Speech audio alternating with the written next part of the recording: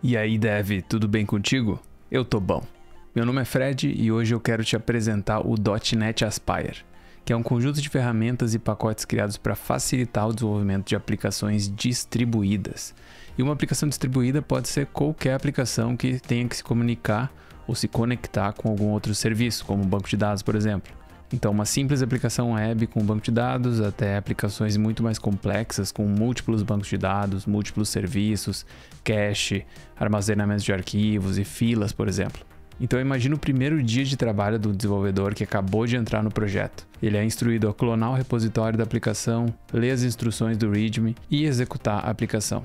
Provavelmente o README tem seções de pré-requisitos, instalação, configuração, instalar dependências como um banco de dados, executar um script para adicionar dados iniciais do banco, configurar alguma variável de ambiente, conferir as strings de conexão para o banco de dados e executar e ver se está tudo funcionando. Então esse aqui é um exemplo bem simples, né?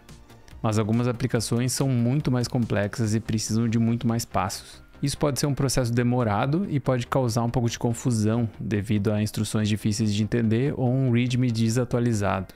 O .NET Aspire ele serve para melhorar drasticamente a experiência do desenvolvedor. Não só de quem está começando, mas também desenvolvedores com experiência. Porque tudo que a gente precisa é ter o Docker instalado, criar um projeto app host do Aspire e definir todos os projetos e dependências da aplicação nesse app host. Ou seja, toda a arquitetura de dependências fica definida no código. Isso vai acabar enxugando um pouco o README.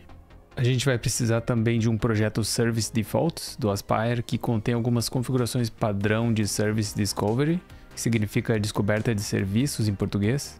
Também configura telemetria, resiliência e health checks para monitorar a saúde da aplicação e suas dependências.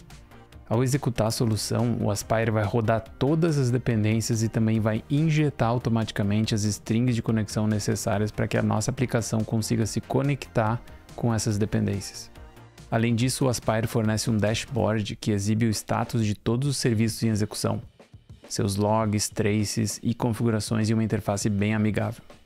Para que os logs e traces funcionem corretamente, a gente precisa adicionar referências ao projeto Service Defaults e executar dois métodos: o Add Service Defaults para configuração padrão e o Map Default Endpoints para mapear endpoints de health check.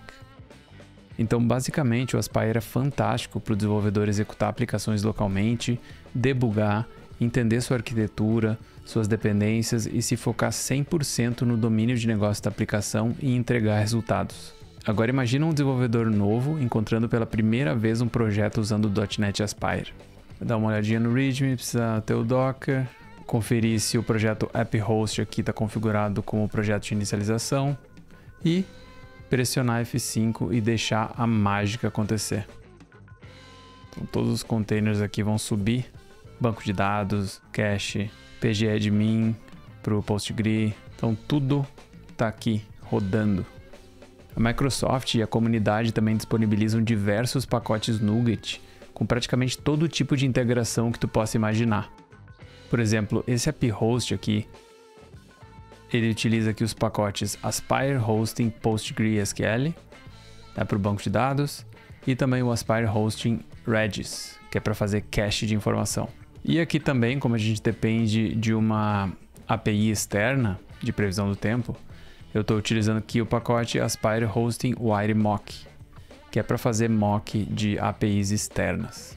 Então tu já deve ter percebido que esses pacotes Aspire que a gente instala no app host, eles vão configurar uma instância de uma dependência, por exemplo, o banco de dados ou Redis, fazer o download dessa imagem Docker e já executar ela e, claro, fazer toda a configuração, né, para conectar todos esses serviços. Então aqui a gente define banco de dados com o pgadmin para a gente poder olhar o banco de dados, o Redis com o Redis Insight para a gente poder visualizar o cache, também o WireMock, e aqui a gente está criando aqui um mapeamento de API.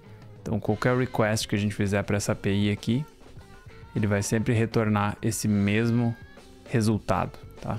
Então aqui a gente pode colocar um número aleatório, por exemplo, de umidade aqui, e executar a nossa aplicação. A gente pode testar e ele sempre vai retornar aquele mesmo resultado.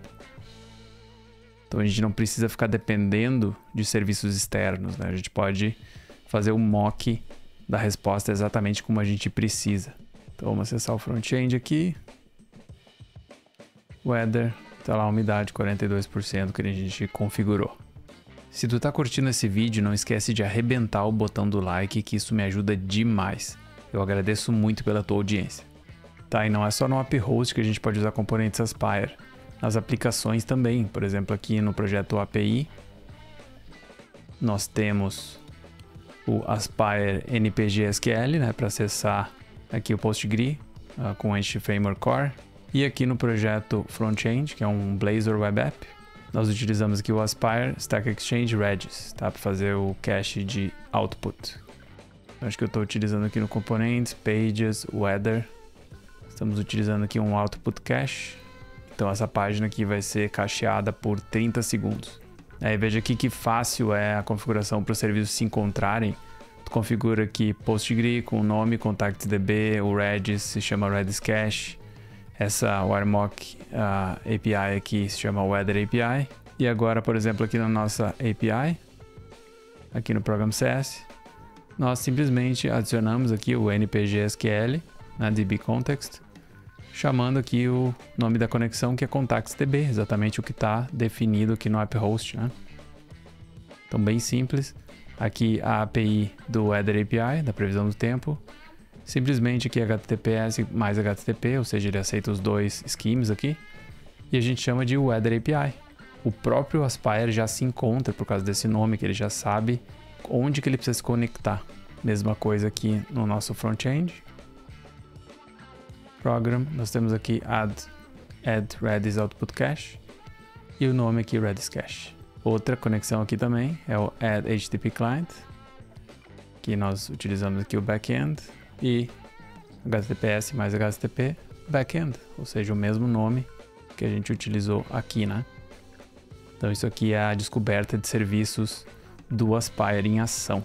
Então eu recomendo muito, tá? Tu dar uma estudada aí sobre o Aspire e tentar incorporar nos teus projetos. Eu consegui incorporar o Aspire em 2 projetos do meu trabalho e ajudou bastante na velocidade do desenvolvimento. A gente não precisa ficar dependendo de outras APIs. Não precisa ficar configurando banco de dados. É tudo muito mais simples e mais fácil, né? Me diz aí o que tu achou do .NET Aspire e se tu quiser um vídeo mais explicativo, assim, mostrando exatamente como adicionar o .NET Aspire em uma solução .NET, avisa aí, manda um comentário, que se tiver bastante comentário eu faço um vídeo sobre isso com certeza, tá? Beleza? É isso aí então, um abraço e até o próximo vídeo.